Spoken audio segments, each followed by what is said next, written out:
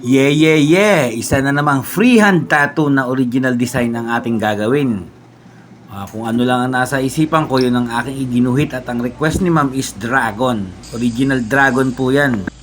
Original na disenyong dragon na gawang Marvin Batinga. Kahit i-search mo pa sa Google, wala kang makikitang kapareho ng mukha niyan at katawan. Matibay si ma'am sa tatuan, yung leather pillow lang ang pinagtripan. Kitang-kita naman ang hindi niya pag-inda pero mukhang kinakagat niya na yung panga. Siyempre, nagbigay na naman tayo ng isang good deal tattoo para sa ating mga tagahanga. Gagandahan ko na rin para pwede niyang irampa sa competition. Biglang napabreak si ma'am at naiihilang.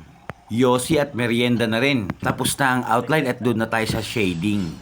Sa shading naman, mas less ang pain kasi mas marami yung needle. Hindi naman ganun kasakit talaga magpatato. Mas masakit pa yung matalsikan ka ng pinagprituhan mantika.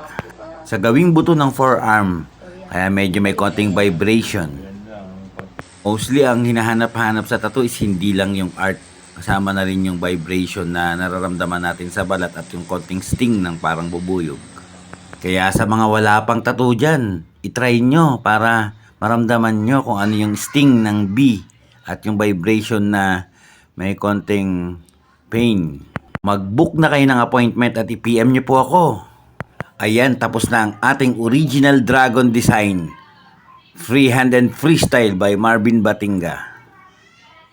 For more details, please call or text 0919 3020 922 or visit at my shop 1190-I Rizal Avenue, East Tapinac, Olongapo City, Philippines.